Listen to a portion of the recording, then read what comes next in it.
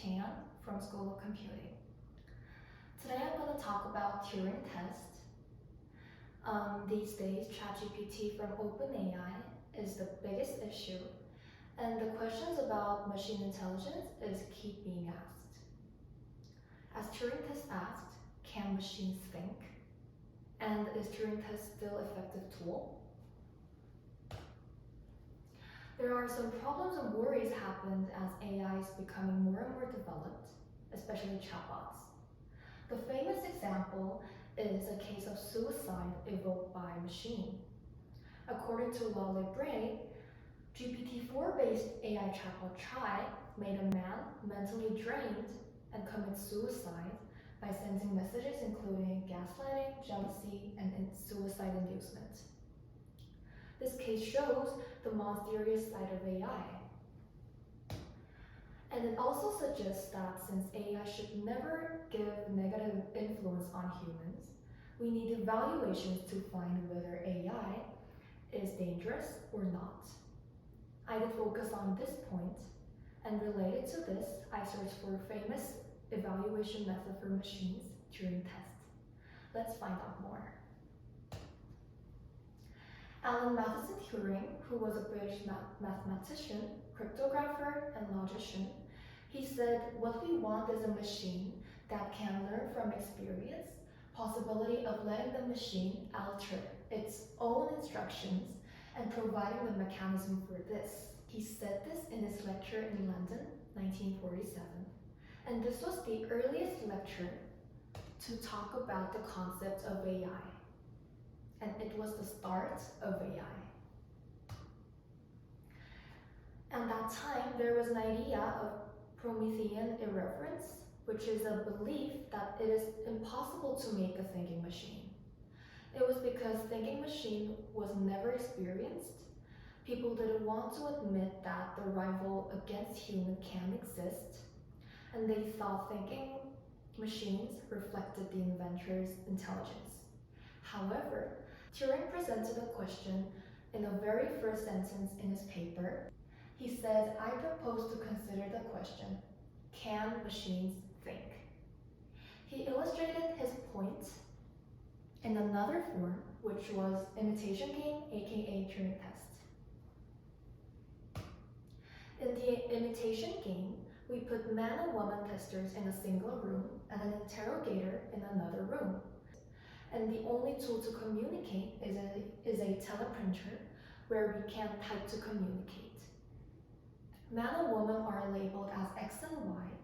An interrogator knows that the man and woman are in the room, but he doesn't know who X or Y is. Therefore, he needs to guess that. The man, X, tries to deceive the interrogator and pretends to be a woman, whereas the woman tries to say that he is telling a lie. But what if a man is replaced by machine?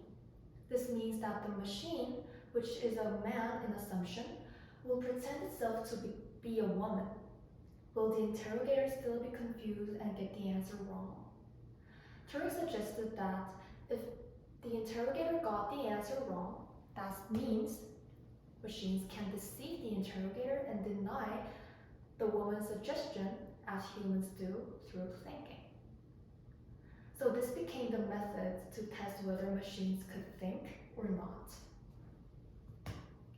The first machine to pass the Turing test was Eugene Goosman. Eugene Goosman was a machine which performed like a 13-year-old boy whose first language is not English. In Turing test 2014, Turing test was done for 5 minutes, and more than 30% of judges thought Eugene Goosman to be a real human in blind tests. So it passed the test. However, Raymond Kurzweil, a computer scientist and writer in the US, said that the test process of total 5 minutes was not enough to consider that Eugene Goosman passed the test. Also, he argued that the background information that Eugene was a boy whose first language was not English could cover the machine's flaw in natural language. Majority of people say that machines nowadays will surely pass Turing tests because they are so good at natural language. Thus, Turing test seems to be no more effective. Also, Professor Antonzin at KAIST suggested that ChatGPT will pass Turing test after simple modification of its settings. So I got curious and thought, what will happen if I carry out Turing tests on ChatGPT? So I decided to do that on ChatGPT. However, when I tried to play the original Turing test with ChatGPT, I found out that it kept saying, I'm a chatbot, which doesn't have gender and cannot lie to anyone. Thus, I couldn't carry out the original Turing test, but decided to distinguish human and ChatGPT in blind tests. I will call this test to be mini Turing test from now on. I asked 3 questions to the ChatGPT and another human participant and compared them. The first one was, is today's weather suitable for going on a picnic? Through this question, I wanted to see if ChatGPT can make real-life decisions like humans. Second, I asked, what do you think of creating individual flying cars? I wanted to find out how ChatGPT responds to thoughts about creative ideas. The last one was, give me an egg roll recipe. Through this, I wanted to see how ChatGPT conveys simple information. I sent human participants to receive the questions one at a time. So he first wrote his answer, and then he put the same question to the ChatGPT and got the response from it. Then he sent me the 2 answers labeled randomly, and I guessed which one was ChatGPT's answer. For the first question, I got the answer right. It was because first, in human's answer, I could find the casual language 뒤집어 쓰다, which means to be affected by something. By the way, I conducted this mini Turing test to be in Korean because the human participant was Korean. And I translated into English to show you. And also ChatGPT said in its answer that I'm a chatbot that doesn't refer to real-time data, which made the answer too obvious. It kept using the expression like generally, it cannot be, it can be, or if, which seemed to apply data to real-life situations by giving possibilities. These expressions made me decide the first one to be the machine's answer, but still ChatGPT used human-like natural language, and it was hard to distinguish it from human by only seeing the language used. Replying to the question, can machines think? I couldn't find any evidence that it thought to respond to the question. But the way it made the decision to go on a picnic or not was really like humans' decision. For the second question, what do you think of creating individual flying cars? I got the answer right, but through widely known tone of ChatGPT, not the flaw of the machine. It surprised me that ChatGPT's logical structure of the answer was so like humans' answer. It was good at articulating its ideas about creativity in natural Korean, and I still couldn't find any evidence that it thought to answer the questions. So in the last question, I got this wrong because humans had intention to write the answers to look like robots. And through this, the last experiment lost its objectivity. Thus, if we only see the ChatGPT's answer, it didn't use an expression which gave general possibilities, but it used natural language which was so human-like. It simply explained the recipe by giving intuitive explanations. But still, I couldn't find any evidence that it thought. To wrap up the mini Turing test, I thought that the perfect purpose of Turing test was satisfied because I could find ChatGPT talking in a way so like human. I couldn't find any flaw in the response regarding natural language. Also, I could see some expressions, including general possibilities, that ChatGPT seemed to refer to database and not think. And it is widely known that ChatGPT is a text-generating machine which generates sentences by connecting words, which are likely to be connected to each other. Lastly, it was surprising that the logical structure and reasoning resemble human structure a lot. The performance of ChatGPT wasn't high quality. Additionally, I thought that if I could find a participant who didn't know about ChatGPT, or if I could find more participants in various numbers and could do several experiments, then I could get more objective results. John Roger Searle, who is a language philosopher, suggested that we cannot find out whether the machine thinks or not through Turing tests by giving Chinese room argument. He used the analogy of a person using Chinese dictionary and grammar prompt, pretending to be a native Chinese. If we are in a separate room from that person and communicating with teleprinter, we can determine that person is Chinese, even though he is not. At this point, I got fundamental question. What is machine intelligence? Does it mean to show high performance? Does it mean to understand the concept? Does it mean to make creative, flexible ideas and changes? If we ask ChatGPT, can you think? Do you have intelligence? And the answer is no. ChatGPT said that itself doesn't understand anything.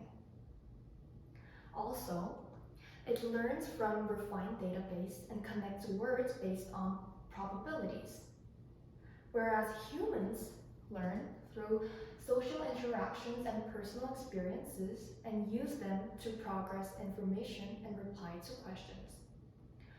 We learn from unrefined database, and so that makes us able to show flexibility and creativity using experiences from them. Thus, machines cannot understand. Also, as we could see in the mini Turing test, we don't have any methodology to check whether it understands something or not. Therefore, I thought that the concept of understanding doesn't make any sense in machines, but it can show flexible, creative performances. We want flexible, creative performances that resemble humans' performances, not machines understanding something. For example, the Korean chatbot Iruda from Scatter Lab with 2.3 billion parameters produced emergent ability which the programmer of Iruda did not intend. As you can see in this conversation in chatbot, you can see that Iruda suddenly changes the topic. So here, I'll give you some reasons why Seongsu is a good place to live in, but she's saying, by the way, I'm too tired today. So it suddenly changes the topic of the discourse, but returns to it as we do. She's giving number 5. Also, it slightly flirts to human in the related context. We can see that chatbot creates flexible, creative answers just like human without understanding the actual concept. It's not meaningful to talk about intelligence of machine itself anymore, because it acts like an intelligent being, human, by showing performances at equal level to human. Since machines are made to benefit mankind, we want them to perform in high quality. ChatGPT seems to do tedious work instead of us, like summarizing texts, in better quality than human. We want that. Our direction of the development of computing must be making them to perform at a level equal to human performance. And this is called the moment of singularity. Even though I suggest that debate on machines understanding something is no more meaningful, but I strongly admit that Turing tests made computers enhance their abilities by mimicking human intelligence, and it should keep going on that way. Therefore, I decided to make a new Turing test to make machines beneficial to humans.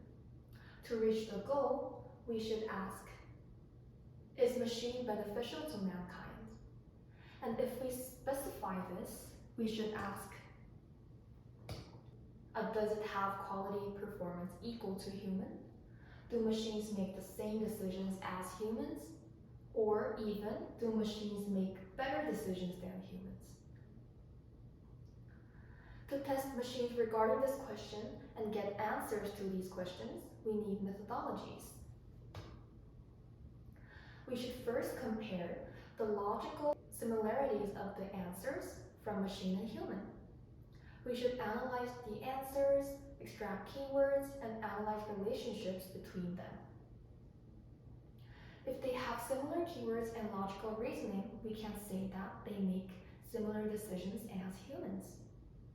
Second, we should compare the properties of the answers from machine and human, and the properties would be safety, which is a degree of harm that can give to mankind, environment, technology, industry, economy, etc. We should compare it to the safety of humans' decision. Cost, which is time and money, and we should test the degree of reducing cost and money in machines' decisions and compare them to the cost of humans' decisions. Creativity, we should observe the degree of logical difference from the tester's answer. Lastly, feasibility, which is the degree of how much it is close to the reality compared to humans' decision. These tested properties can change depending on what we want the machines to do. If we want to make them do simple tasks, then the questions might be easier. Also, we need a number of participants in trials to get objective results different from the case of Eugene Guzman. So this is the end of my presentation, and if you have anything to ask, please let me know or send email to the following address. Thank you.